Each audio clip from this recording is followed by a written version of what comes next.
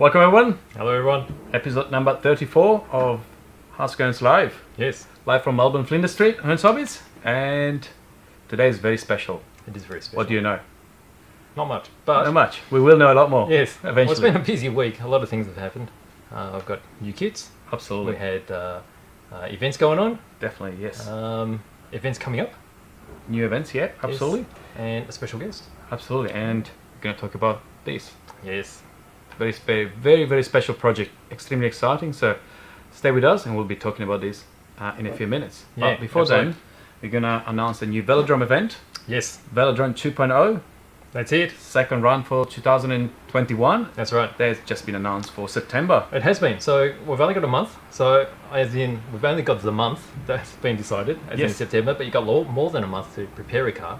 So make sure you get a car ready. It's not that hard to get a car ready. It's a lot of fun. If you actually went out there, you would have seen how much fun everyone had, and then also all the footage that we took too. Definitely. So make sure you have something ready. Don't just come and watch. Get a car going and get in on the action. So it'll be September. We'll keep updating as we go along through the year. Definitely. And then we'll have that finalised, and then hopefully we'll have it on a day where a lot of people can turn up. Maybe a public holiday. Holiday or something like that. Yeah, that's right. But most importantly, everyone needs to start working on their VELODROME project. That's right. We have a couple in mind, but let us know what project you're going to work on. We'll be doing some posts throughout the next few weeks, and comment, let us know how's everything going. Yep. And we will do the same. So I guess in the next couple of weeks, we may be announcing our project. Yes. And hopefully you do the same. So looks like quite a few people are online. So Tony is here. Nick Newell is already ahead of the game, just guessing the car. Yes. Hi Nick. And so I guess we should talk about that, yeah? We have a car here at the front, so you need to start guessing. Let us know which car we have today. It might be a bit easier, this one. I think this is possibly easy. We will see. I think Nick has quite a bit of it. Pretty close? Very close. All right, we'll make it harder. You have to pick exactly the exact name of the colour. Yeah, definitely. Yeah. But let's get started. Let's get a few comments through. Yeah, sure. Okay. Talking about events, Model Expo is also coming. It is. Which is really good. That's right. So Model Expo, unfortunately, got called off last year simply because of COVID and all lockdown. It's been shifted from its regular placing during June for the Queen's birthday weekend, and it's going to be in October now. So everyone's got even a little bit extra time to get all their stuff ready. So for all the people that were already preparing projects, you probably already finished that. Yes. You get to have multiple projects on the go and start now, and you still have plenty of time. Could be definitely a rich expo with lots of entries this year. Because yes, obviously it's 2 years worth of work. So that's right. Really good. So looking forward to that. So we have an event page on our Facebook, that's so you can follow that. Yep. If you have a question on what you want to enter on any projects, just pop it there. We can help you out on that as well. For sure. And as I said, we're going to talk about this crazy project in a minute. But before then, we've got a few new arrivals. So that's right. Lots of plastic kits flowing in. Finally, it's been a bit dry in the last few months, but it has been. Lots of new kits, and also Tamiya is due to arrive in the next probably 2 or 3 weeks apparently. Yes, so it'll be a bit of restock of that. So one very exciting kit. The really exciting kit would be this one here. So this is the Meng Ford GT40. Okay, so this is a really big kit, 1/12 scale. There's not a lot of 12 scale car kits around, but every time we get them in, they're always very nice, and everyone's excited about getting them. So this particular kit, I think we showed off the, what do they call it, the magnifier kit recently, which is actually the trumpeter kit that came out many years ago, but it was unlicensed.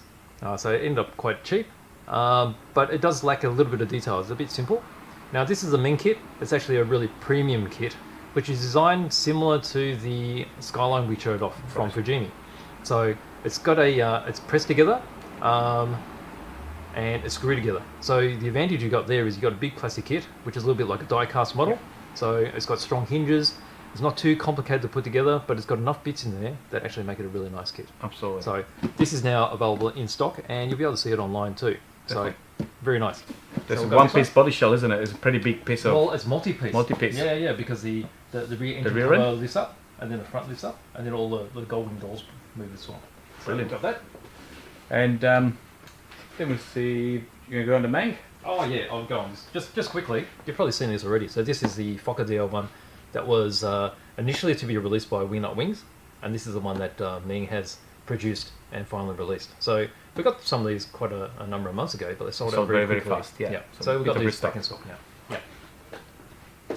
And Okay, and then we've got a bunch of cars. So this is only a small selection.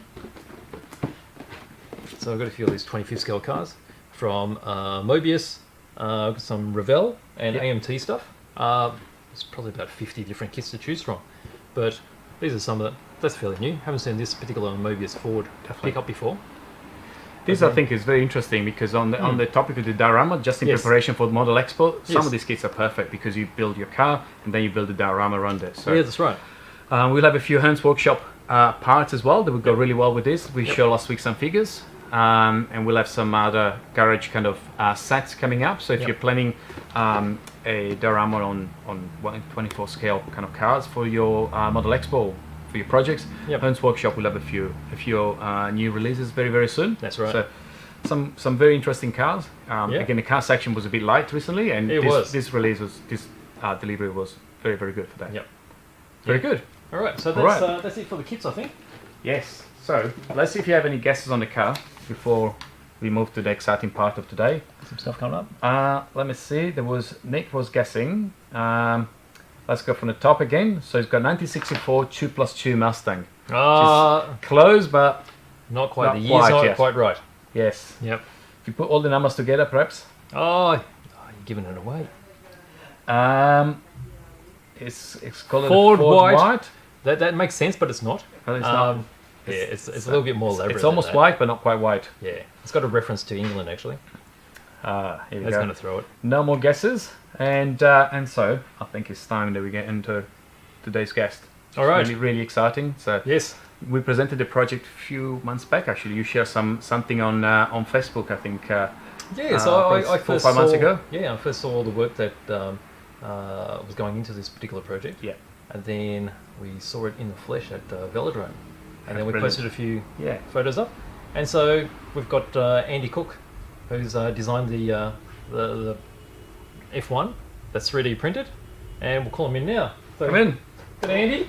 Thanks for coming in. Welcome in. Excellent, thank you very much. First guest of the Hearns live show. So Thank you. very exciting for this project. Like it's something we started doing some Hearns Workshop, as you know, which is a manufacturing division for us, and your project comes very close to that. So very exciting to have you around. Excellent, thank you very much. Tell us about you. Where did you start with RC? You've got a long history there. Well, that goes back a long way. It does, doesn't it? With this man here for most of it. So yeah, it's probably back in 1988, 89 maybe. The good old Tamiya Frog. It's a classic. Yeah, so that was the first car. So racing down at Templestowe, down at TFTR, as it's now known. Yes, it used to be a dirt track back then. Yes, dirt track. Yes. For the Frog, and well, not really for the Frog, but I raced it anyway. Yeah. So that's where it all started, and progressed into on-road racing. Yep. So all electric on-road racing. That would have been about, was it early 90s, I think? Yeah, it would have been. 92? Yeah, that's when the touring cars started. Started up. Yep. So yeah, lots of touring cars, and then Pro 10, of course, at that time. Pro 12 and Pro 10. Very nice. All the pan chassis. So it's a strong passion of mine, actually, the pan cars, especially the 12 scales. Yes. Yes. Well, you went to Japan for the Tamiya Cup as well, didn't you? Yes. Yeah, that's right. That was 2001, maybe. Yeah. So I raced. That was the F1. So the Tamiya F103 chassis with the Le Mans body shells at the time. Yep. It's like the Toyotas. What else they have? I think it was like Mercedes, Toyota, that sort of thing. Yeah.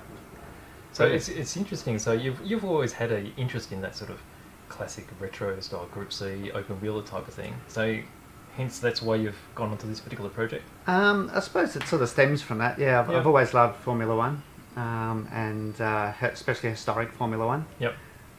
So sort of combining that with RC racing, where RC at sort of a semi-scale a lot of the time, of course, to make it feasible to race and drive around the tracks. Yep.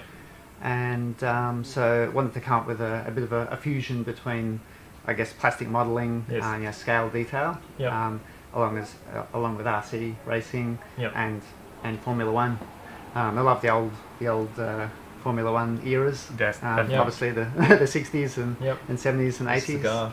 Scar shape, yep. Yeah, so so I came up with the idea of a Grand Prix car, like 60s style, with cigar-shaped sort of bodies. Yep. Probably about 5 or 6 years ago now. Wow.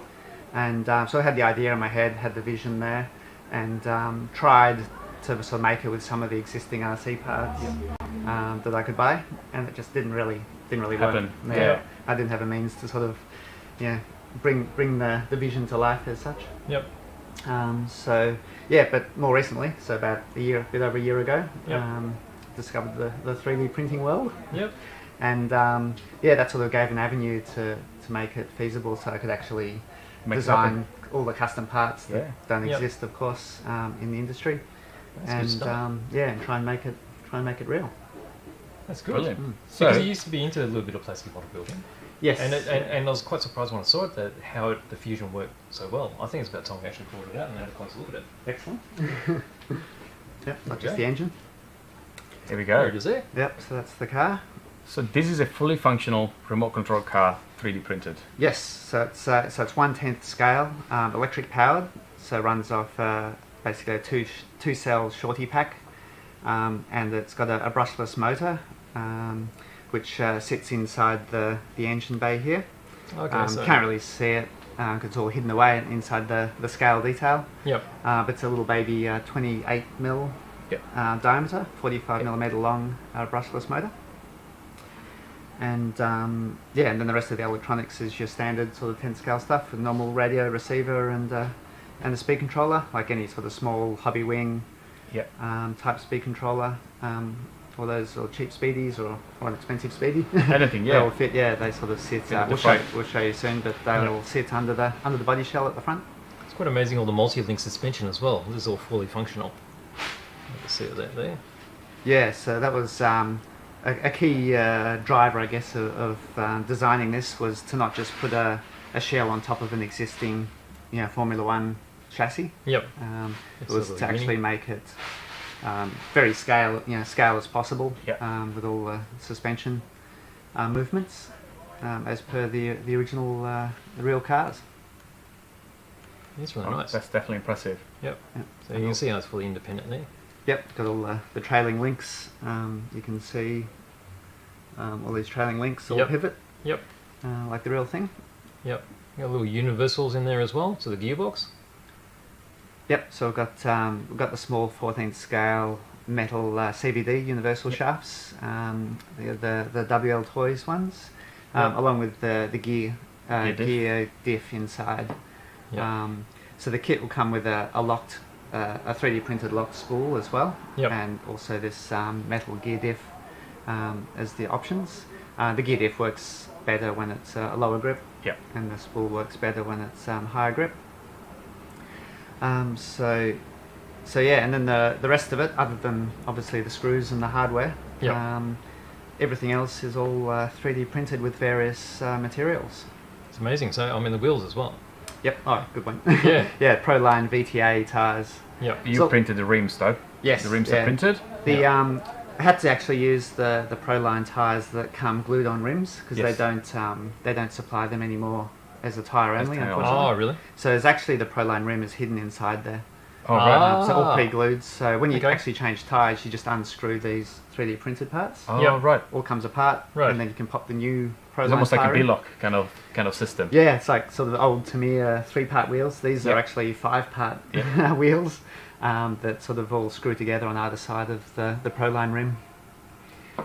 So yes, a lot of it was designed around those Proline tires actually, because the tread pattern and the sort of the style and the look of them pretty good. matches very good for the actual old tires that they used to use. Because they've got a narrow at the front and a wider at the rear, which is quite difficult to find, I think, these days. Actually, to have this.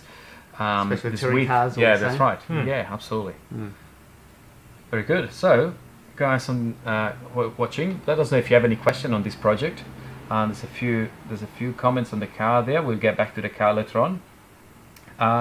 Okay, so what? So I guess in the development of these, some challenges, obviously. Yes, some win and some good ones, some bad ones. Yep, definitely a massive design and development challenge. Many different aspects to it because you've got obviously learning all the 3D technologies, That's right. which I hadn't done much in the past. Yep. all the different materials, 3D printing materials that are now available. Well, probably not even 5-10 years ago, 3D printing was pretty much a PLA material. Was really the only available, plus a bit of ABS for available for sort of private use or hobby use. But nowadays there's a massive amount of materials that have become available that are got various different characteristics, through strength and impact resistance, flexibility. We'll show you the body in a little while. It's the actual whole body and the driver is made of a flexible polymer. So it's not rubber, but it's a flexible plastic called TPU. Don't ask me what that stands for, but TPU. Everyone can Google it. I can never remember what the names are. A lot of nylon. So a lot of the cars made of nylon. So it's glass fibre reinforced nylon. Also a few bits of carbon fibre reinforced nylon. Wow.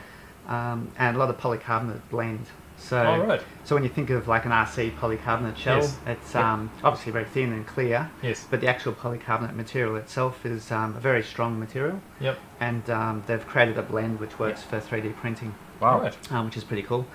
So just as an example, the trumpets, all the gears inside the gearbox are made with polycarbonate. It's very hard. Has just a fraction of gives, so impact resistance is very good. Very low wear rate. I've run it for ages thinking, oh, the gears will be all worn out, but open it up and they look almost new. It's very surprising. So there's a number of parts made of polycarbonate. Some of the parts around the cockpit as well to hold the battery in. Some of it's for strength, some is for colour.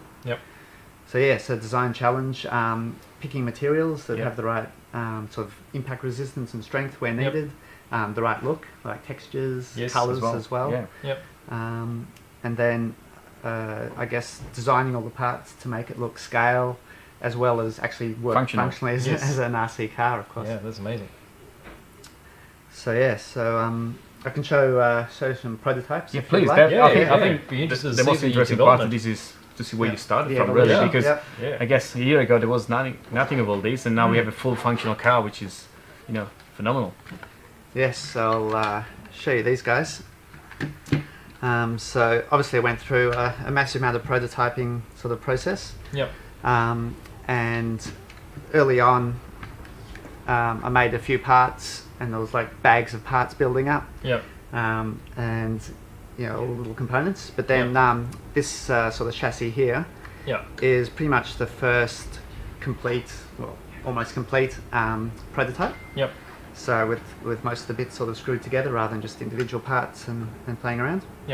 So this is just made of a material called PETG, which is a very nice material to print with. It's very good sort of shiny surface. It doesn't warp, which I can talk about later.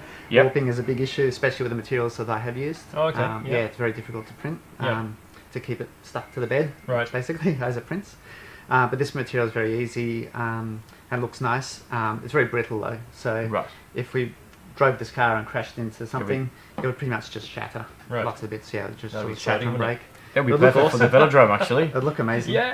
Make a good funnel. I just put a really big motor in this one. That's it, and go. Gear it up. That'll be a good plan. I'll make some excellent footage. I did put a small little video on our Facebook page of hitting a few parts with a hammer. It's probably the fun one day. So it sort of showed this sort of material in PLA just basically shatters on impact. Whereas the nylon material will bend and flex a bit. So it'll take those impacts to a certain point. For example, the trailing links on this car, the suspension that we showed you, you can bend those at pretty much 90 degrees before they physically will break. So crashing quite a few times of like sort of bent those a bit, and they'll bend back to a certain extent. So it's interesting material. So this guy's sort of the first prototype when it started to look a bit like a car.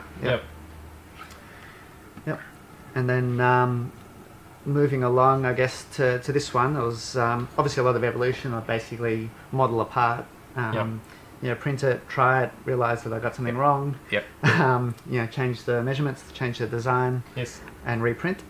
And then, so at a certain point, started to move into the actual materials that I wanted to use. And there was a lot of experimentation, of course, with finding out how the materials worked, how strong they were. Didn't actually know how strong they were going to be. Yes. So tried them out. So this prototype here, we can see the colour is the grey colour of the nylon. So that's the actual nylon with glass fibre reinforcement that I ended up using for most of the chassis parts. Yes. Engine bay, the gearbox inside the detail. Yes. Front bulkhead, rear bulkhead. And a number of other parts are made with that the nylon glass fibre reinforced. I guess one of the things that's really noticeable when you've got just this section here is how all the items resemble the real car, how you expect it. It's got the inboard shocks over here. You've got a rack and pinion steering type arrangement. Yes, exactly. We want to show that one. So as you're saying, I tried to maintain as close to the real original design. And obviously back then they were pretty simple cars, relatively, to what you would see today in Formula One. So it does make it relatively easy to try and copy their design because they're all sort of handmade back then. So as BJ said, I've got the rack and pinion steering, which you may be able to see there, and that's all connected to the steering column. Might be able to demonstrate that actually later on the sure, that'll be good. Car. Yes. So they've got the steering column that runs the pinion. Controls obviously drives the rack, which goes out to the steering links. Yes. And then we've got the suspension. So there's no shocks on this one, but you can see we've got the you can see how the sort of cam top suspension arms. Yes. And then the little baby shocks that I've made sort of sit inboard. Might be able to see them on that one later on. But they're pretty small. Fair enough. Put them next to a 12 scale shock, and it makes the 12 scale shocks look really big. That's what I really like about seeing all this too, because as you're working on the car, it feels like you're working on a real thing. Yeah, exactly. Yeah, it's pretty cool. I've obviously put it together and taken it apart about 100 million times so far. And you see the actual sort of suspension parts, and actually the way I have designed it is the whole sort of front end. So that bulkhead, all the suspension basically can come off. So you remove basically 4 screws. So there's 2 holding the bulkhead, 2 holding the back of the front arm. And then the whole front bulkhead with the servo that's hidden inside. That comes off. So you can work on that or adjust the servo. And same at the back. So basically this the back section of the engine bay and the gearbox. So that rear bulkhead comes off with 2 screws from the chassis. So then that's like modular. So you got the whole rear section, the middle chassis part, and the front section. That's cool. I mean, you would expect to see that out of when they're in the pits type of thing, wouldn't you? Yeah. So I was trying to do some good photos on our Facebook site with replicating some of the original old school footage or old school photos. Showing them working on the car. The gearbox comes off with about 4 screws. Right. Okay. So that comes off, and you can get then you can work on the gearbox. All the suspension stays on the chassis. It stays on the engine bay, and you can take the gearbox off separate. Right. And we've got some of the scale detail. Some of the hosing. So you can see the so the spark plug leads. The spark plug leads there. And just to avoid putting the actual brand names on, I've put the GP3D, which is our... that makes sense, doesn't it? Our brand. Grand Prix 3D. So I put that there. In the future, I was thinking to provide like custom lettering, so you can specify the lettering you want. Like a name or something. So you could have yours with BJ and Nick there. Yes. That's brilliant. That's very romantic. So you can customize it. So then a lot of that's all scale detail. You can see the gearbox parts. All those panels, they're just printed from PLA. Right. Just to get the nice scale detail. Yes. Yeah, because they look really crisp. So they don't have much strength, but the gearbox inside is the nylon glass fibre. Right. And they just sort of, they're little very thin panels that screw to the gearbox to make it look scale. Really like how you've got all the little screws there too, because that looks really scaled too. Yes, definitely. I tried to, because obviously I don't need that many to physically hold it on. They'll make it look really really real actually. We put a couple of extras there to, I'm not sure if they show up, but so like if you look at pictures of the real cars, you can, I've basically mimicked a number of the positions of where they go. and they actually, the bottom 4 ones there, for example, hold the actual back cover on. Okay. So that can come off, and there's a couple of gears there that are part of the gearbox. Yep. That's good. It really adds to the finesse of the whole project, I think. It gives us so much more detail. Yeah, so that was obviously a big part of it, the fusion between plastic modelling, which sits on your shelf and looks perfect, and this is sort of like partway between that and obviously something you can drive on the track. Yep.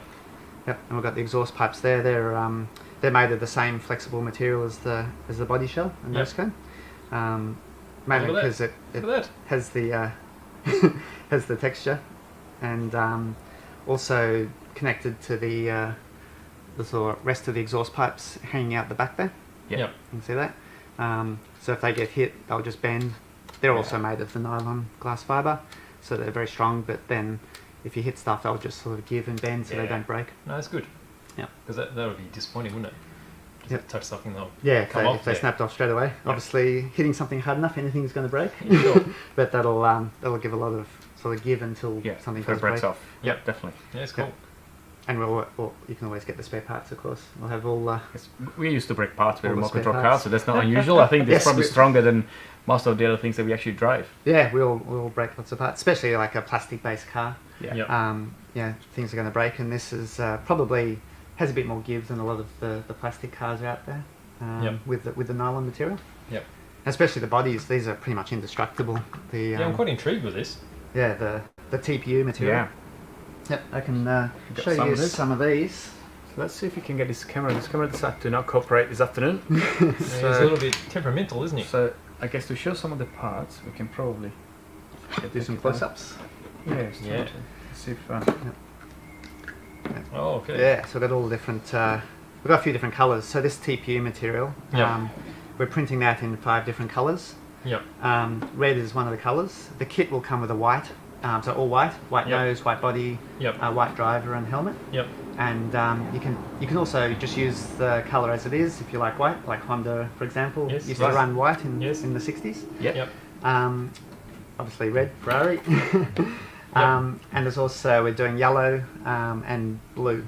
And there's also black.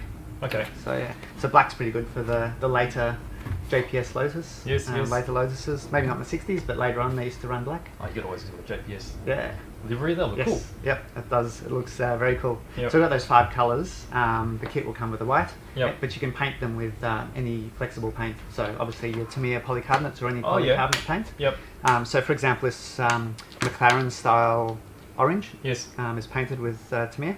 Okay, so no preparation at all. You just paint it straight on. It's stuck. No problem. Paints. It sticks really awesome actually, and the Lotus style one here is polycarbonate paints. Oh, got the camera back. Oh, detail. We can show you we can get onto details again. Yeah. So, part 2 with details. No, it should be fine. There we go. There we go. I got a little bit of not too happy. Bit of flickering. You can it's probably a lead, see a few frames. A bit funky. Oh, there we go. So it's remarkable actually. The paint it sticks really well to the TPU, and obviously being flexible, it won't break off when you bend it. Yep. And it gives like I reckon it's really nice texture that's sort of indicative of the 60s style of cars. Yeah, absolutely. Not all polished, shiny carbon fibre like like it's today. Hand-built character to them, isn't it? Yes. So so the yellow. Yellow. Got a yellow. Yep. Got a bit of blue. Bit of blue there. What's a blue Ligier type of blue? Yeah, very good match for the Matra and the Ligier. Yes, you can mix and match French colour blue. too if you want to. Yep. And then we've got the white, which is come in the kit, so you can paint it any colour. Wow. It's got a lot of give to it. Yeah, this is impressive. Yeah. Yeah, you can actually with the give, I'll show you the body, actually the way it comes off. Yep. So we got the top camera there, or top camera. Let's try. Maybe not. Let's try. Seems Maybe stable now. Let's give it a go. Oh, it's looking good. Yep. There we go. Cool. Yeah. So to basically remove the body, I'll try and do it sort of reverse, but you can open the sides out, and they pretty much just sort of clip in and clip out. There's a little slot for them. Yep. And you can see there they're very bendy. Wow. Yep. And then the front sort of just clips around the front bulkhead. Oh wow. And that's the front body shell off. That's perfect. Yep. So I can see the receiver already in here. Yep. So we get look at some of the electronics. Yep. Yep. So we've got the receiver sits up there, and then down sort of in the where the footwell would have been. Yep. You've got the speed controller. So you can see the blue heatsink is the top of the Speedy. Yep. I think this is just a little cheap Surpass Speedy, but yeah, sort of that or Hobby Wing or anything about that size. It's not a massive area for the Speedy, so it needs to be about 28mm width. The long measurement's quite a bit there. It's about 43mm, I think it was. So like a medium to small. Yeah, so you need so big Speedy won't fit, medium, small, anything like what I mentioned will fit. Yep. And then you probably won't be able to see it, but right down where the feet would be is a little baby servo. Little baby servo. Yeah. Probably not. So, I can't see it either, but it's in there. So it basically used the Savox servos. It's SH2055 Metal Gear. Is that a micro? Yes, micro servo. Right. Yep. I think it's about 27mm, I think, the width. Yep. So basically sell that with the kit. So it comes with the servo and the motor. Right. We've got an option of the kit without those, but it's probably easier to get them because it's drop them straight in, right? Yeah, they do have to be almost exactly that size. Right. You're not going to be able to fit heaps of different servos into it. Yep. It has to be very specific measurements. Yep. So so basically supply the kit with those in there. Yep. In the kit. And so that drives. So I've got like quite a unique maybe for RC drive system for the steering. So in similar fashion to the rack and pinion. Yep. The servo actually drives through a gear mechanism. Yep. Then it goes through the steering column. Yeah, so I've got a larger gear on the actual splines of the servo and it clamps on. Yep. And then it drives that a smaller gear. I've got the top camera. Let's put it on again. It's try it flickering again. somewhat. There we go. A few frames. You can see the small top gear there is on the steering column. Yep. And if you can hold the car for a sec, absolutely. please. I'll turn the wheels. Oh, sorry, let's go this way. Oh, where we want to go? Try and This get way. the steering wheel. There we go. Yep. Oh, we lost it. We lost it. It's so annoying. Now, so let's see if you can see it from here. You can probably see the driver still moving his ends. Yeah. So when when the servo turns the wheels, it's turning the steering column, which then turns the driver, the actual cosmetic steering wheel, which the driver is hanging onto nice and tight. So he gets a little bit of real motion and action in there. Yeah, that's brilliant. Yep. That's a really nice touch. Yeah, that didn't have to be there. No, but it makes all the difference. It's all about the sort of extra next scale experience, Yes. and showing most people this car for the first time. That's kind of the thing that they kind of are drawn to or are surprised or are like the most. Okay. Something a bit different. So we have a Well, moment it's something really the human element to it. Yeah, and the whole driver's made of the same TPU type material, so his shoulders sort of pivot, but his arms actually flex a bit as well. So so it gives like a sort of natural type movement. It does. It looks natural. I mean, from the side, it looks really natural. Yeah. Let's see if we can show from here. Yeah. There you go. That's even better. Oh, that's it. There we go. Yeah. Yep. That's really cool. That's brilliant. Yeah, so That's definitely a good touch. you've probably seen some of the drift car guys do that sort of thing. Oh, yes. Even in the rock crawlers, Yeah, they rock tend to crawlers, do a bit of that. Yeah. But not as much in touring car racing, eh? No, that's That'd all be about interesting. performance there. Put our own face at 3D printed. Yeah. You can actually really be real drivers. Yeah, so obviously a lot of this is about the scale realism and looking good. And in racing, there's no existing class for them. Hopefully in the future there will can be be a class if I'm we get sure, enough of them on the track would That's be good right. fun. So Just so need they're a not few of them out designed there. to race any other type of car, but just race themselves. Yep. For sure. And just planning for that, I've got like a little transponder plate in the front here opposite the receiver. The receiver on the other side. So that's planning ahead for when you need to stick the transponder in there for the racing. Excellent. So what speed do you expect on this car? They go probably compared to like a Formula 1 class as we've currently got. Yep. I estimate it's probably about 3/4 of that speed. Yep. Yep. Sort of maybe 2/3 to 3/4. Yeah. So the top speed is probably about that, and cornering's similar. There's the VTA tyres are designed to slide a bit, so they don't have heaps of grip, so they slide like the real thing, That's right. which is pretty cool.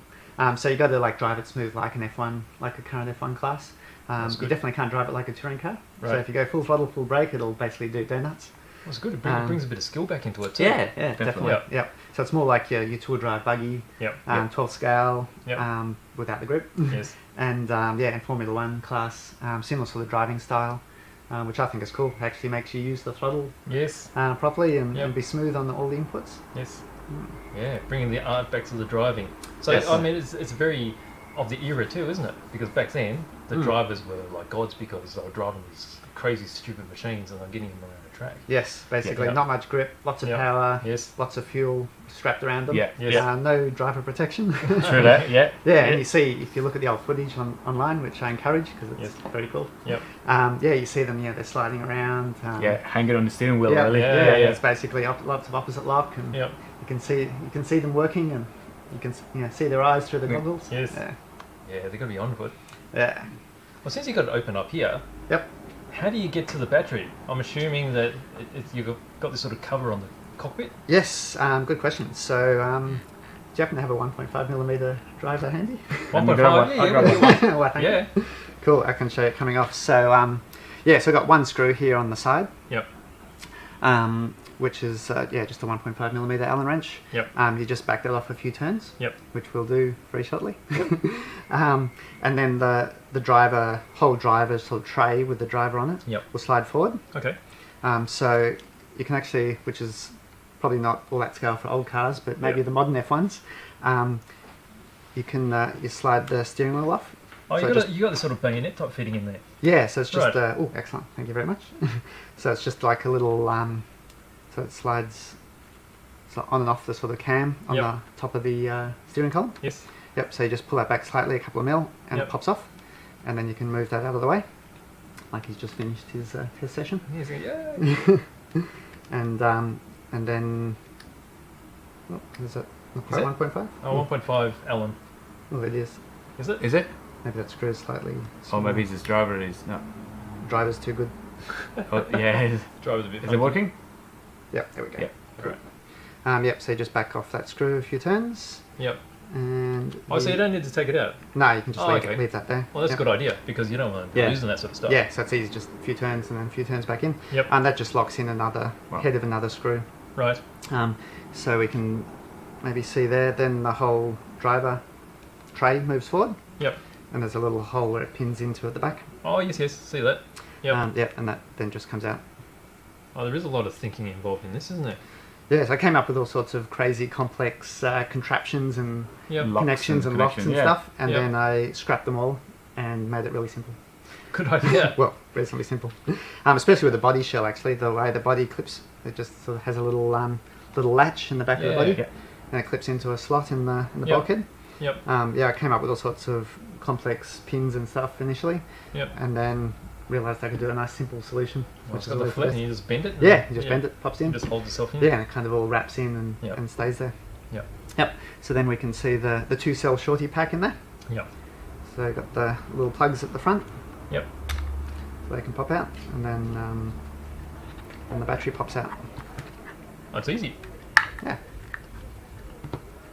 There you go. Yep.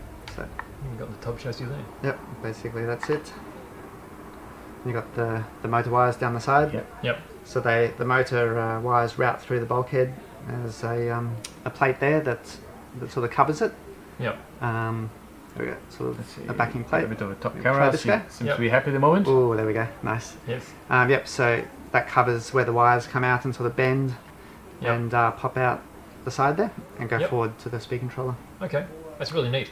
Yeah, so if you get the sort of the hobby wing or Surpass type speed controllers, they come with those plugs on it. Yeah, it's really easy. And the motor comes with the plugs, so it just goes all straight in. Anything else, you just solder your plugs on as desired. Yep. Yep. And then so the battery. Pop it back in. Yep. Battery slides in like that.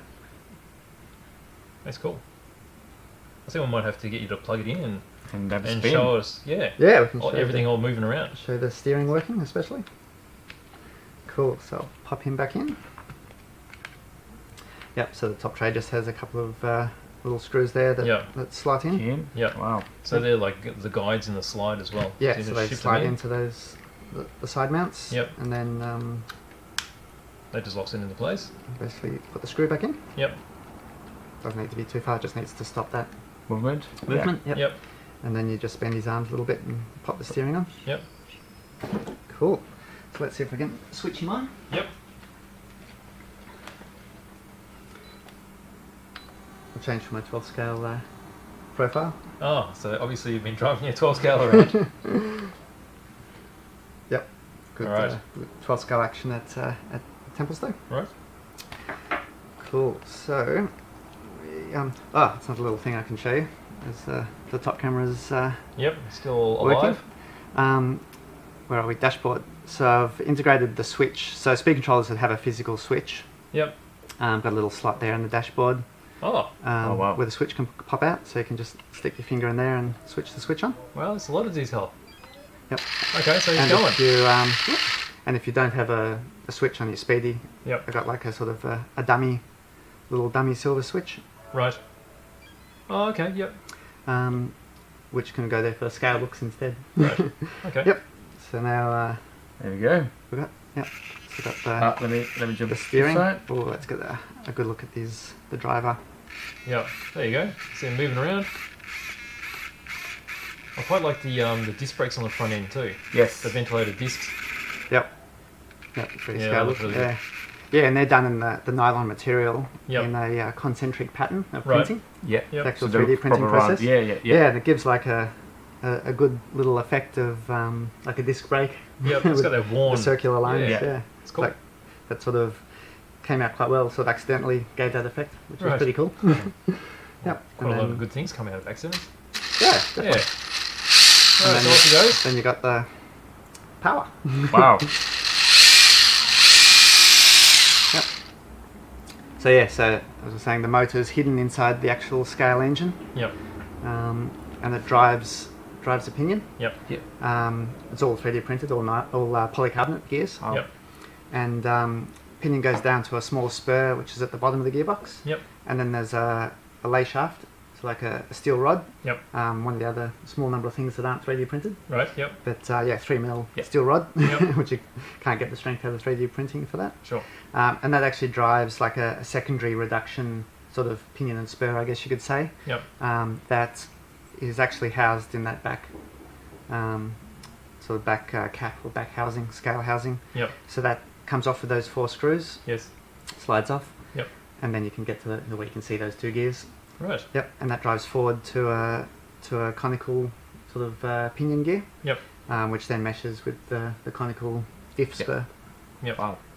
And then at the moment I've got the gear diffs in diff in it. So you got the diff action across. Yeah.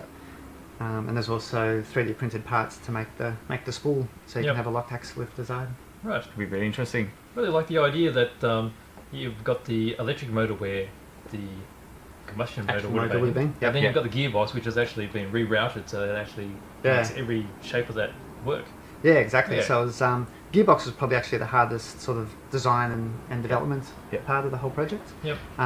Because obviously you've got all the factors of trying to make it look scale, Yep. trying to fit it into that The sort space. of area, the space, Yep. trying to make it strong enough, and it's also not very conventional in terms of RC.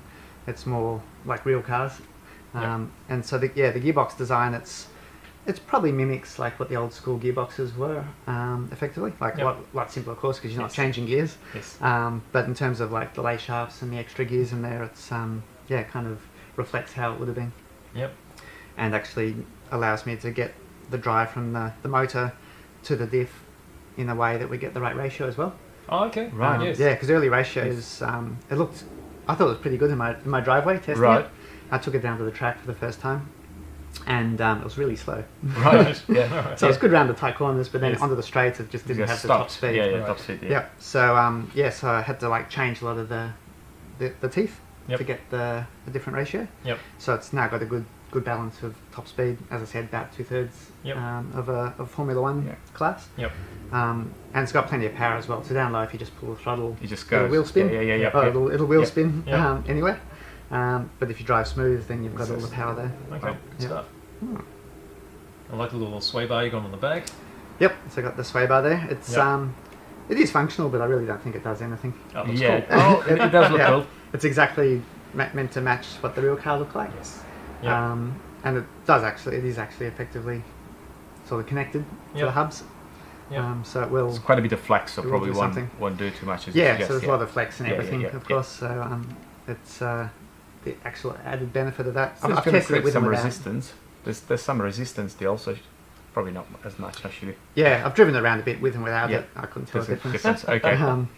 Maybe if you're sort of fine tuning it for racing eventually, but couple of millimeter difference sway bars.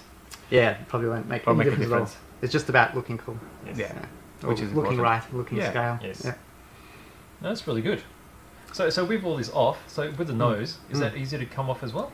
Or does that take a bit more effort? It is if you have a 1.3mm driver as well. 1.3, there you're getting very specific. Yes. 1.3? Yeah. Oh, okay. Yeah. Try that one. That could have been a 1.3 originally.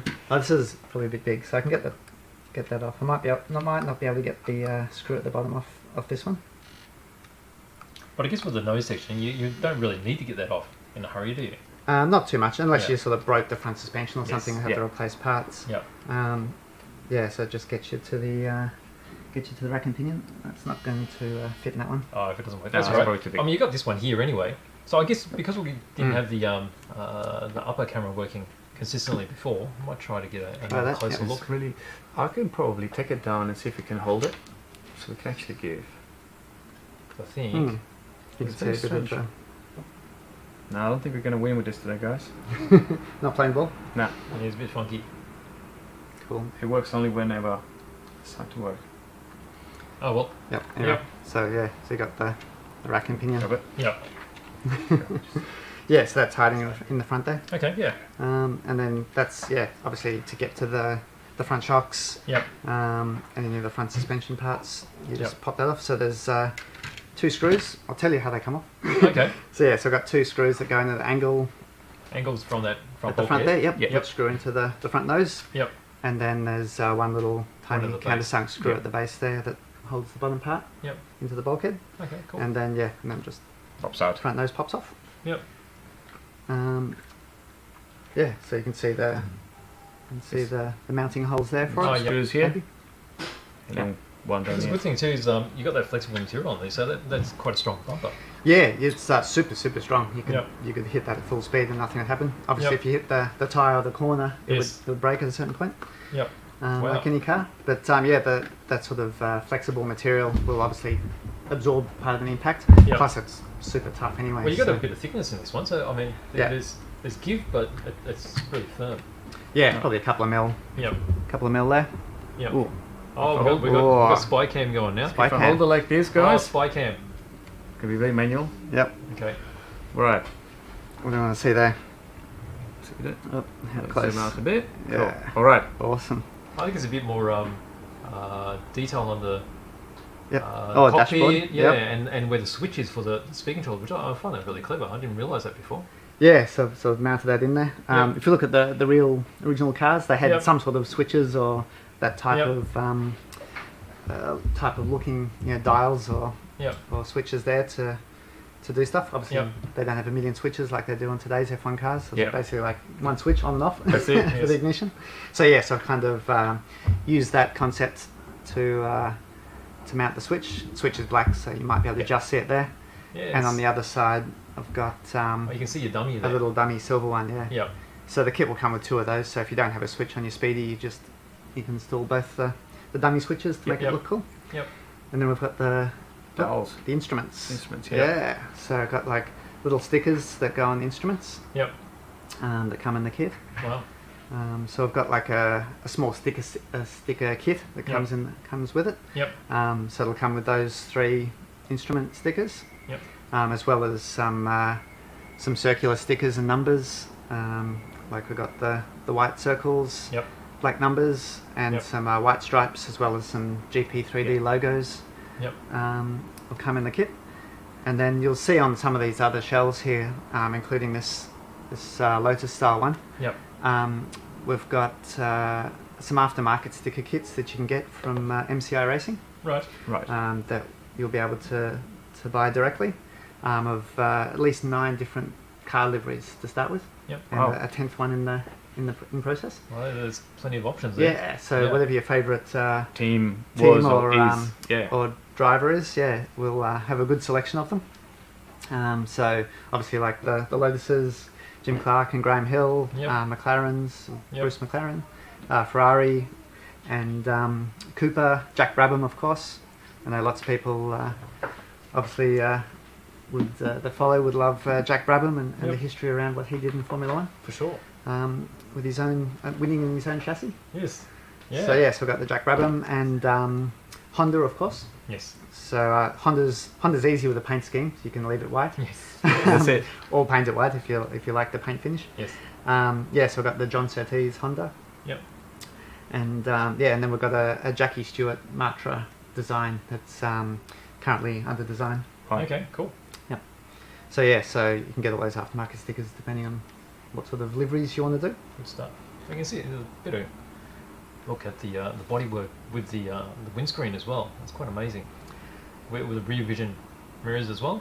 Yep, got the mirrors. The windscreen actually is interesting material. It's called CPE.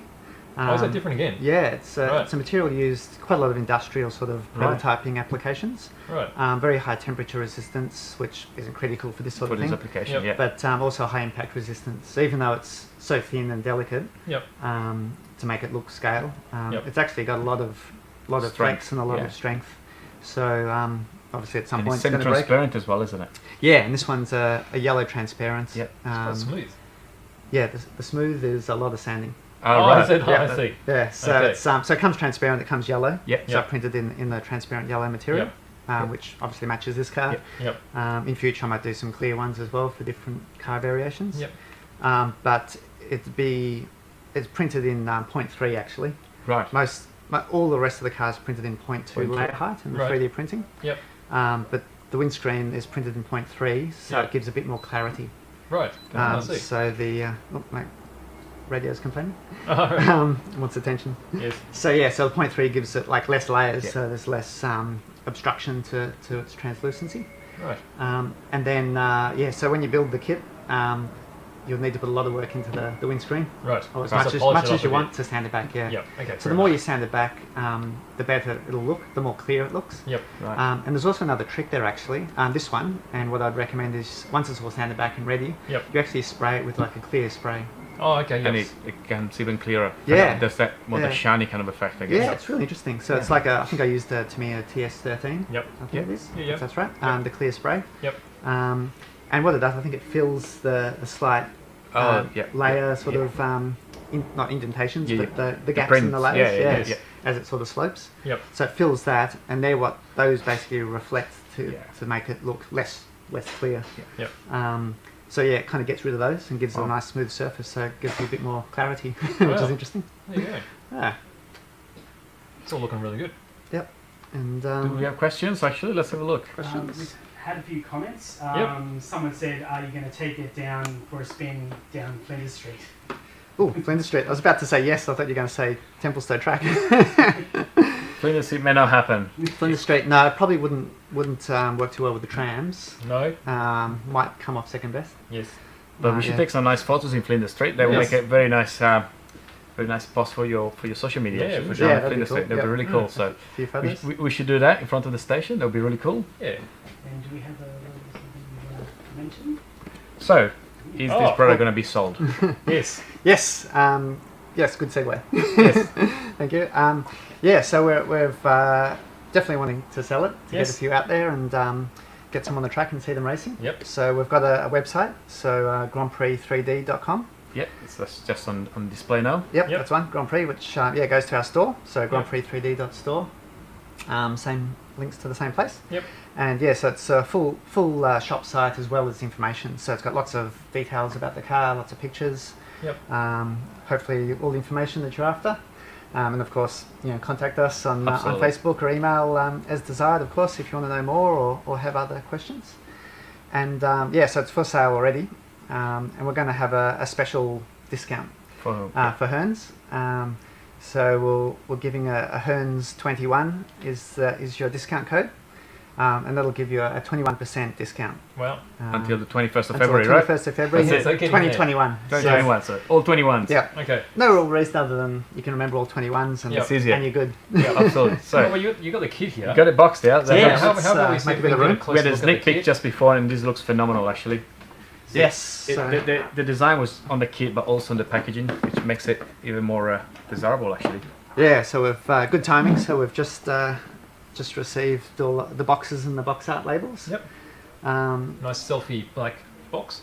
Yeah, so it's all sort of satin black, Yep. black sticker with gold print. Yes. So we've got our GP3D. Got the website Yep. gp3d.com, Yep. and then so I've got a sort of old school stylized picture of the actual car. Yep. So it's just a photo of the. Actually, it's a picture of the CAD design. Right. Oh right. This one Okay. actually, not the Yep. actual physical car. It's the, Right. the CAD picture. So Yep. in Rendered. the CAD Yep. program, which is Yep. so we've used Blender. Oh, you use Blender for this? Use Blender. Wow. Yep. So it's a 2.8 Blender. Well, I think it's up to 2.9 now, but we'll Yep. have to upgrade soon. So it's all done in Blender, Right. which is pretty cool application, all open source. Yes. Amazing product. Right. So I've been able to learn all the sort of Yeah. relatively basic design features that I need for this. Mhm. Then with rendering each part is mostly separate files, and you design each part or a few Yes. together. Yes. But then what I've done is brought all the components together and arranged them And obviously where assemble they them. should go. Yeah. Yep. Yeah. Like you're virtually assembling the kit. Yep. And so that's actually a stylized picture of the CAD design. Very cool. Very cool. Yep. So I got that design just designed up recently from Chris Foran, a good friend of ours. Right. Did the graphics for us. Yep. It just arrived yesterday. So Brilliant. it's Ready to perfect go. timing. Oh, it's Ready fresh. to go. So Yeah. is this kit number one? This is pretty much kit number one. Kit number one. Packaged up properly, yes. That will make Okay. history. That will stay with you forever. This one. Yep. Yes. We'll have to sign it or something. Absolutely. Be And be worth date it. millions. That's Yeah. it. Yeah, Right. absolutely. Cool. So what's inside? Yep, I'll show you inside. So we can try and open this up. There we go. So inside you're greeted with a nice little bit of black tissue paper. Well, the tissue paper Absolutely. keeps it all together. Yep. That's beautiful. It's Yeah. extra class. It's a bit of Yes. bit of style. Yes. That was It's got a very old world feel to it as well. yeah, very simple. We're going for the minimalist look. Black and Yes. gold, obviously stylish. Yep. Got lots of design inputs from my lovely wife, Excellent. Chloe. So yes, she's come up with this sort of look and feel. Okay. And we've got the little GP3D logo sticker Yep. to hold it there initially. Yep. Okay. So this is so I'll open it for the first time. Yes. This has never been done before. All right. Cool. Exciting. Yeah. Uh, So this is so world first. So you can rip that open, and then we've got the Wow. full kit package inside. well, that's jam packed. Yep. So it's all Ziploc bags. Yep. So after you've built it, you can save all the Ziploc bags and Yep. use them for parts. Good stuff. Um, it looks very professional, just like any of the other major brands of kits. Got all bags, numbers, and everything. Yes. Yep. All That's labeled. impressive. Yeah. So I'll pull a couple of them out. Yeah. Sure. So we've got the whole kit is in one big bag. Yep. We'll Pop that in pop there. that somewhere. Yep. Awesome. Yeah, so I've got the full bag of bits. So nothing will get lost. It's all zip sealed. So pretty much every bag corresponds to a section in the assembly manual. Right. Okay. So That makes sense. and they're numbered obviously one to 13 or 14 I think we got up to. Yep. And it's built in that sequence. Yeah. So you go, chapter 1, section 1 in the assembly manual, and you Yep. find bag 1, and off you go. And each sort of bag, I'll pop them out here and make a good mess. Of Yeah, go for it. So if I can find number 1, but you basically start with bag 1, but each bag has like a pair of bags. Right. So you see like plug around see the Subsections. writing, but yeah, so bag 1, you've got components. Yep. Yep. Which is all like plastic parts, any other bits and pieces Yep. for that section. And then inside the bag there's also another smaller bag which is for the Screws. hardware. Yeah. Right. Okay. So that has all Yep. your screws and bits and I pieces. saw your tray that you produced to actually Yes. separate your screws. That's very clever, actually. Yes, it's quite fiddly. Obviously got lots of Yeah, little yeah, screws yeah, and, yeah. and big fingers, and Yep. don't want them spreading all over the bench and Yeah, losing that's them. it. So That's it. yep. So basically you have the sorting tray, Yep. pick all the bits for the section to make sure we don't miss any parts. Put them into the bag. That's brilliant. And then then they all slide straight in without dropping them. Yep. Yep. So then you got the smaller bags with all the metal hardware screws, bearings, nuts and bolts and stuff. And so you just progress through every bag. So did you say 13 steps? Yes, I think it was 13. And there's a tools bag. So you get you get some tools as well. A couple of little tools, yeah. So there's an Allen key. Yep. There's a number of grub screws, especially in the rear drivetrain, which are 0.9 millimeter. Right, so you need a specific. So a lot of people might not have a 0.9 millimeter Allen driver. Yes. So it comes with a small Allen key. Yep. Okay. For the purpose of that. Yes. It also comes with a 2 millimeter drill bit. Yep. Because most of the holes are M2. Yeah. So 2 millimeter holes, and a lot of them, obviously, the screw cuts a thread into them. Yep. But there's other ones where you just want it to slide through. Yep. We've made most of the holes pretty close to the 2 mil. Yep. Maybe a fraction on the smaller side, so it has good tolerances. Yep. So you can use that twist drill just to open them out if you need to. Definitely. Yep. It'll also come with a 1.5 millimeter drill, Yep. which is not in this bag, but it will come with it. Yep.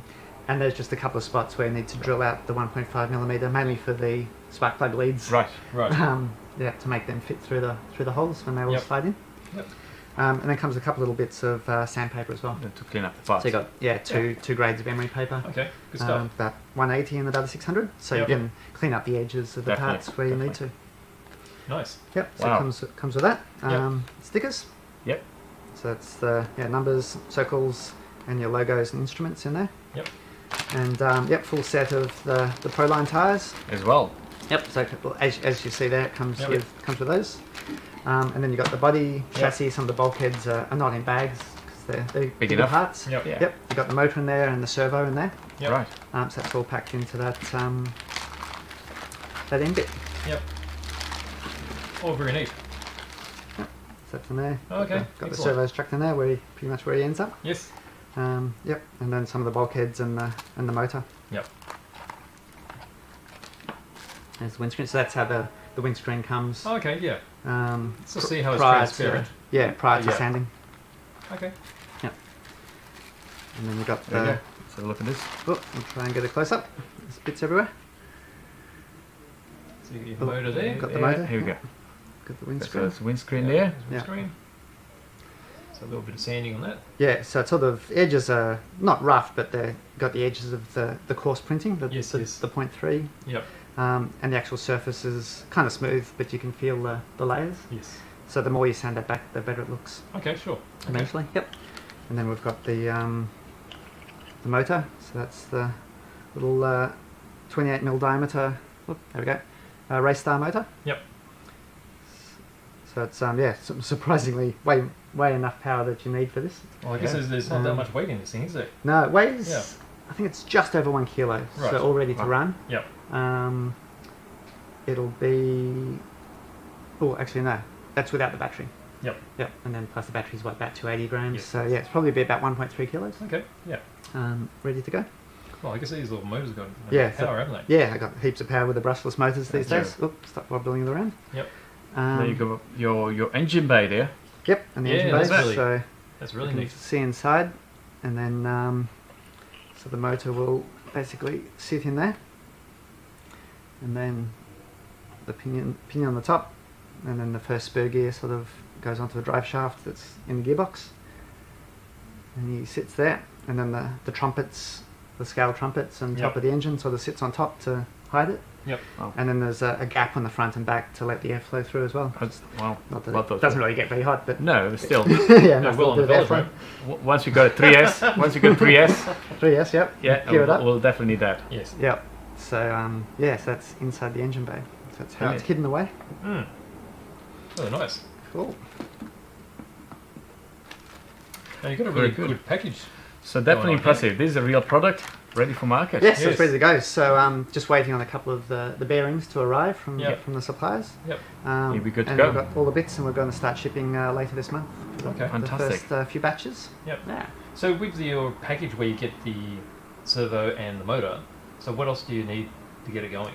Yep. So you need your radio gear. Yep. So transmitter and receiver, and a speed controller. Right. And that's it. Okay. So it'll have absolutely everything else you need Oh, battery. Battery and a charger. Battery and a charger, Yes. yep. So it has to be a 2-cell shorty. Yep. Or anything smaller you could put in. Yes. You'd need to put padding and... Make it fit, So- yeah. If it's a 1-cell, around. it probably wouldn't be that quick with a 1-cell. No. If you just want to crawl around slowly, Yes, yes. you could use a 1-cell if Yeah, you desire. But yeah, basically designed Yep. for a 2-cell shorty. Okay. And any 2-cell shorty with the correct 2-cell shorty dimensions will fit. Yes. Yep, and that's all you need. So, yep, comes with a servo and motor, Yep. and then all the bits, tyres, all the components, all the hardware that you need to build it. Wow. Brilliant. Wow.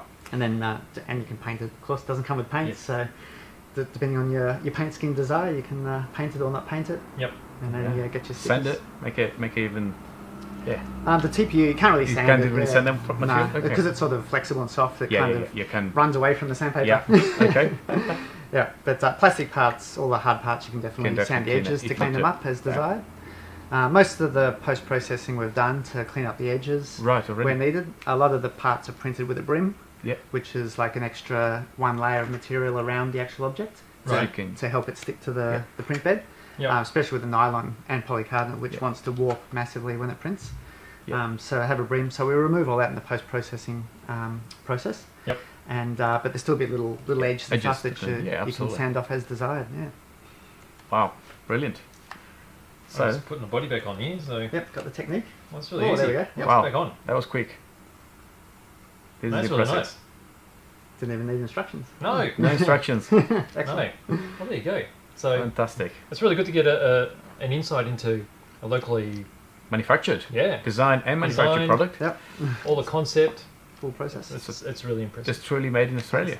Yes. Very Yep. much. So Yep. Right from really concept. impressive. So that's what we really like to see. These kind of projects really, where we start from a problem, come up with a solution, and we've been presenting quite a few things where we merge this radio control or with dioramas and this kind of hobby that goes across quite a few different areas actually. So well done.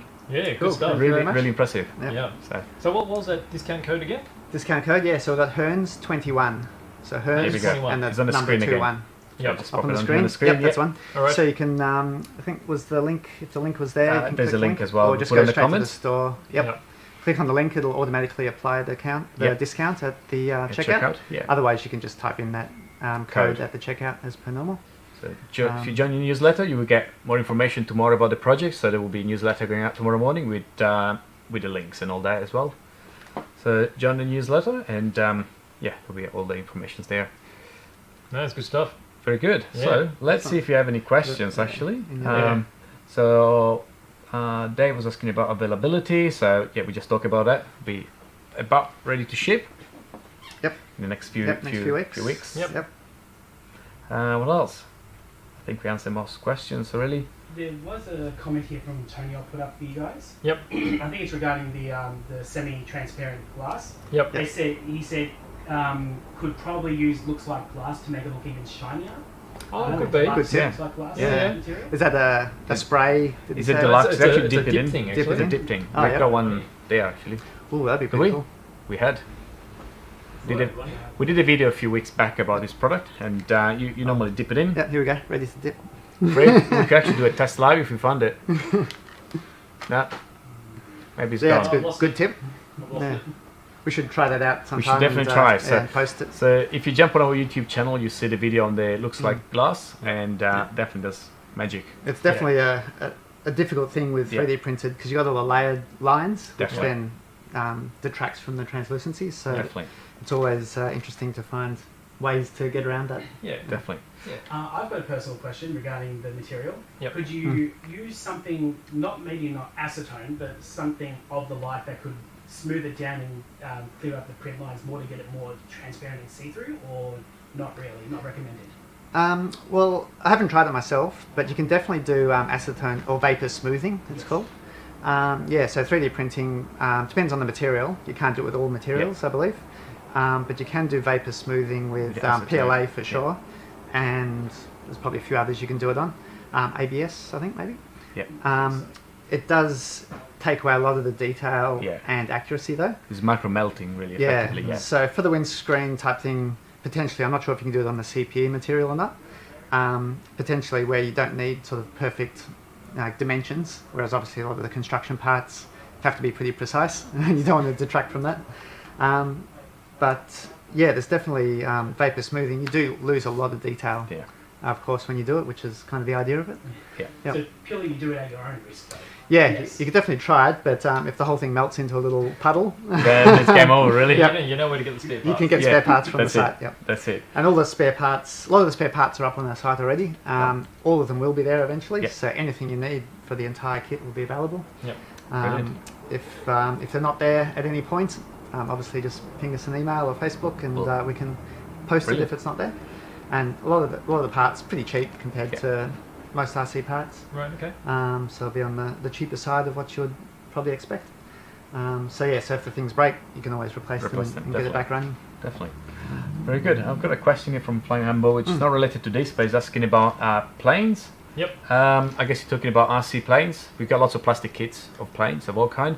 RC planes, we do have a good range of trainers in store here, and we have some quite nice jets and warbird up at the Hobbyman store. We carry like some big planes, both foams and balsa. So yeah, we definitely have planes. So just drop us a message, and we can actually let you know exactly what we have. So and let's see if we have a guess on the car before we finish up today. Oh yeah, did we get the guess? There's a few guesses. It was close, but the last one I see was a 1965 Ford Mustang.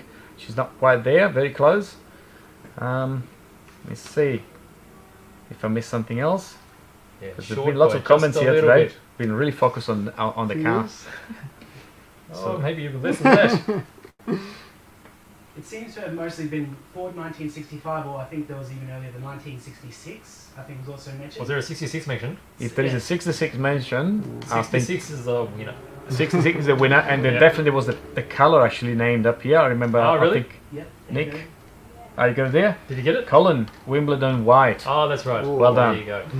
So this is obviously from Classic Collectables, as we presented quite a few of those in 1/18 scale, 1966. So well done, Colin. I think got most of the informations there. Good stuff. Very good. So anything else that we want to add to this? Let's see if you have any questions. Yep, and So let's give it a few seconds. We still have quite a few people watching us, so guys, ask any question if you have any. Yep, And we're definitely looking forward to seeing a few of these running on the track. I think Yeah, so. they look good. I think Yeah. so. Actually, we're going to try and get about 4 of them out in a few weeks' time. Do some Brilliant. filming, get some good footage. Okay, cool. Yes. We did a bit of footage early on, but our video skills were pretty average. Right. we published a few seconds of clips on our Facebook, but Right. we're hoping to do a lot more, have some on board as well. Yes. Going to mount some little Garmin and Yes, good GoPro idea. cameras. Yep. Good idea. So that'll be happening over the next, hopefully, month or so. Yep. Okay, cool. Are you going to Templestowe? Yes. Yeah, that's we'll it. do some filming down at Templestowe. Probably get the Honda. One of my mates, so Aaron Defina's going to do a Honda. Okay. Oh, yeah, yeah. yeah. Honda's his passion. Yep. Oh, so yes. it'll be really cool. I'll be looking Yep. forward to seeing that. Yep. And also Chris, who's done all the graphic design. So he'll be painting up a gold leaf Lotus. Oh, Wow. nice. So yeah, so I haven't done one of those. I've just done the green British Yep. Racing green Lotus. Yep. So I'm definitely looking forward to seeing the gold leaf livery. Yes. That'll be pretty awesome. And also the McLaren and the Lotus, and we'll get those out to the track and do a bit of filming. Wow. Cool. So we Nice. actually have a question here. How long do you take to print one? Oh yes, I guess that's a there's good lots of question. different parts really. So Yeah. so you probably have an idea what the full process will be. Yeah, there's actually last count I think it was about 120 individual plastic Parts? printed parts. Wow. And there's over 250 total pieces, counting every little screw. Yep. So yes, 120 or so, probably 130 by now, out of a few extras, plastic parts. Yep. I'm printing them basically in batches, so I'd print similar components Yep. or same component with multiples at the same time. Yep. So not just one at a time, but I think I did a bit of an estimate. If I did print just one part, enough for one car of every part, end to end, without stopping, it's over 3 days of printing. Wow. So about probably 70 to 80 hours if it was all non-stop, back to back, Yep. and just enough for one kit. Wow. So it's definitely the time for 3D printing is the scarce commodity, Yes. always. So we're just getting basically increasing the fleet of machines Yeah. Yes. to get more throughput. Obviously. So we can sort of get more like a car a day Definitely. kind of printed. And as the technology evolves, I guess it will get faster as well. So Oh, interesting. Yeah, the speed. I've actually slowed down a lot of the printing speed to get the quality, and especially with the TPU material. It's very hard to get the TPU, the printing, to that level of quality and smoothness and look. So, and to do it, a big part of it is actually doing it very slow. So printing just that body piece without the nose, just the body, it's almost 14 hours just by itself. Wow. Okay. And the nose is another 7 or 8 hours. Okay. So yeah, and then the chassis is the other big piece. Yes. I think it's a good 11 hours or so. And that's the bulk of it, and then everything else is the rest. Wow. So yeah, so physically, yes, you can increase the speed, but you won't get the quality. The quality will drop, obviously. Especially with depending on the materials as well. Some materials just don't print well fast. And they do like being printed slow. Wow, brilliant. Well, I think we covered most questions. It was very extensive. Yes. Gone a bit over time. Absolutely. Never over time. So this is probably one of the longest live we've done, an hour and 20 minutes, which is great. So very good. So I guess we're coming to an end, unless anyone else has any questions here. We've got a late jump in from Georgetown, Guyana, South America. Yes. Wow. Awesome. Yes. Welcome. So hello. Brilliant. Fantastic. So give you a closer look. Welcome. So that's what we've been talking about today.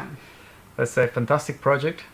You can probably rewatch if you after the live. You can go back and watch what we've been talking about. But welcome to the live. Yeah, it's been really good. So, because I remember touching it when I saw it at the Velodrome, but not to this sort of detail. And it's even more impressive when you get really up close. It's actually a lot bigger than I felt when you had it out there. I mean, once it's here, it's a really impressive. Look really good on a shelf. Yeah, well, that's part of it. Like, it's sort of a not perfect scale model like a plastic kit, but it's heading very that direction. Close. Yeah, definitely. And I'll walk into my workshop and sitting there, and it's like, that looks pretty good. Just sitting there. Absolutely. So you could get 2. You get one for racing, one for display. For display. Yes, absolutely. Well, it's great how you can just pick it up and you actually move it all around and play with the bits. It's fully functional. And take it outside and drive it. Yeah. Or drive it inside if you like. Actually, the first few test runs we did was in the living room. Was in the living room. Yeah. With all the wires and stuff hanging out of it. Oh yeah. Yep, just to see it move for the first time. Yeah, Mad Professor stuff. Yeah. Brilliant. Chase the cat. Oh yes. The cat will be very excited about this. Yep. She was checking it out. Very good. No, well done with this. All right. Well, thank you for joining us today. Thank you very much for having me. Brilliant to present such a fantastic project. So, everyone, thank you for joining us today. So we'll be back next Friday, 2 p.m, same place. So make sure you come and try the week to our social media. Let us know what you would like to see again. And we'll try to bring more projects like this. And maybe we can have Andy back for the next model of this. Yeah, that's it. Yes. When is that going to be released, the next version? Actually, I'll just add that. That's a good point, because what I was planning to do next after we get all these out to start with was have a few variations for different, basically different cars back then. They all looked kind of similar, which is good, because you've got the same chassis. But then I'll do like bodies, windscreens, exhaust pipes. Big wings. Maybe some small wings, especially McLaren. I think had a pretty cool wing. So I think our mate Louis Solder was pretty keen on the McLaren M7A. Oh, okay, fair enough. Which had like a little wedge wing at the back and maybe some winglets at the front. Yes. But so some of the cars had distinct features that sort of made them stand out. So I was thinking of doing a few variations like Honda, McLaren, Ferrari. I think had some different exhaust pipes with like exhaust pipes coming off the top. With the Honda. Will be probably the next one. Will be the Honda. Will be the next one off the rank, and maybe a Stewart Ford as well, a Jackie Stewart car, the Matra probably. Had a bit of a different body shape. Also the shark nose of the Dan Gurney Eagle was pretty distinctive. So that'll be the next thing. A lot more to come. Is flowing. It's just a start. So then you can customize your car even further. That's brilliant. Well Very done. nice. Very good. And I guess with this one we can probably close up today. Yeah, that's it. All right. So, everyone, thank you for joining us, and have a good weekend. See you next time. See you later. Thank you. Bye-bye. Bye.